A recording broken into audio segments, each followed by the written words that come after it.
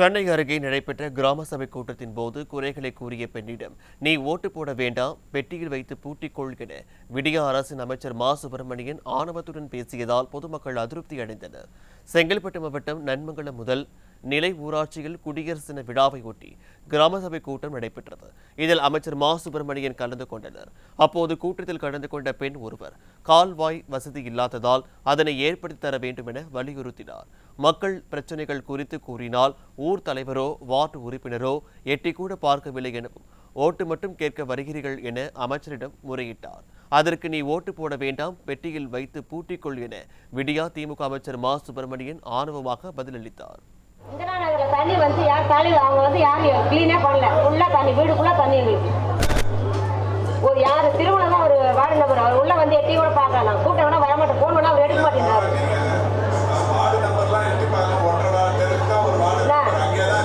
எட்டியே பார்க்க இவரும் காலையும் வரதான் இல்லை. ஓட்டு மட்டும் வந்து கரெக்டாக வாங்கிக்கிறாங்க. ஆனா ஆமா, இந்த வாரம் போட மாட்டாங்க.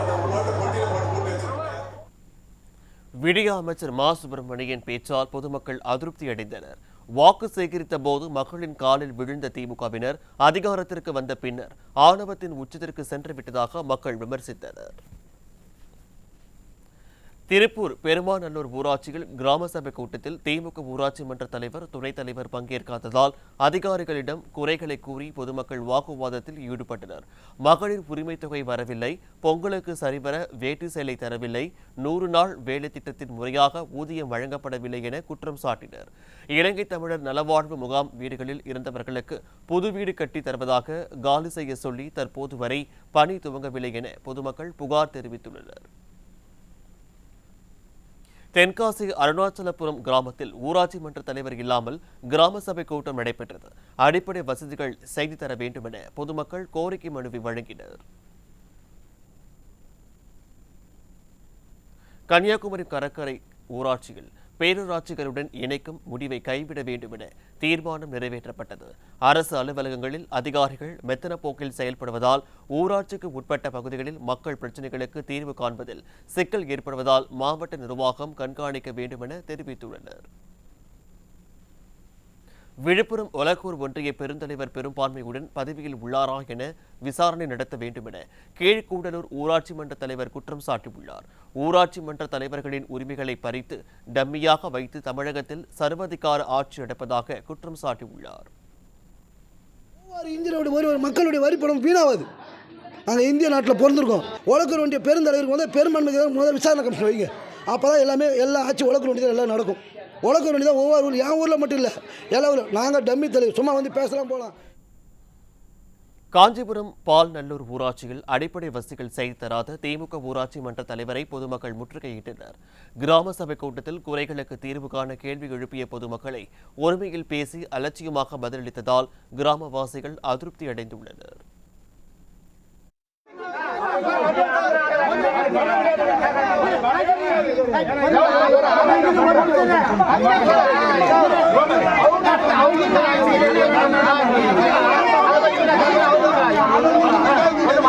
தண்ணி வரல, எப்ப வரும், எந்த டைம்ல வரும், என்ன வரும் கேள்வி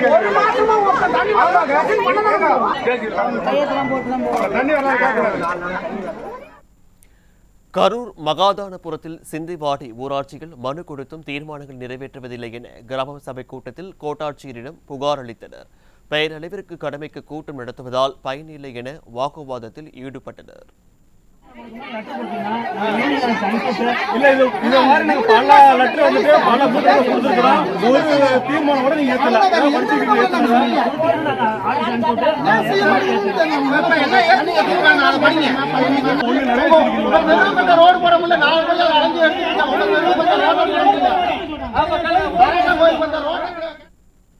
தஞ்சாவூர் மாவட்டம் பூதலூர் ஊராட்சியில் குடியரசு தினத்தையொட்டி கிராம சபை கூட்டம் நடைபெற்றது. இதில் பங்கேற்ற அதிமுகவை சேர்ந்த தனலட்சுமி மக்களின் கோரிக்கைகள் கடந்த 3 ஆண்டுகளாக நிவர்த்தி செய்யப்படவில்லை என்றும் தாழ்த்தப்பட்ட சமுதாயத்தை சேர்ந்ததால் பாகுபாடு பார்ப்பதாகவும் வேதனை தெரிவித்தார். மேலும் கிராம சபை கூட்டம் முடிந்தவுடன் திடீரென்று கோபமடைந்த பொதுமக்கள் சாலை மறியலில் ஈடுபட்டனர். எங்களுக்கு எந்த பயன்பாட்டுக்கும் வரவில்லை. இந்த கோரிக்கை வச்சாலும் கலெக்டருக்கு எல்லாத்துக்கும் அனுப்பிட்டு தான் இருக்கோம். ஆனால் எங்களுக்கு எடுபடவே இல்லை.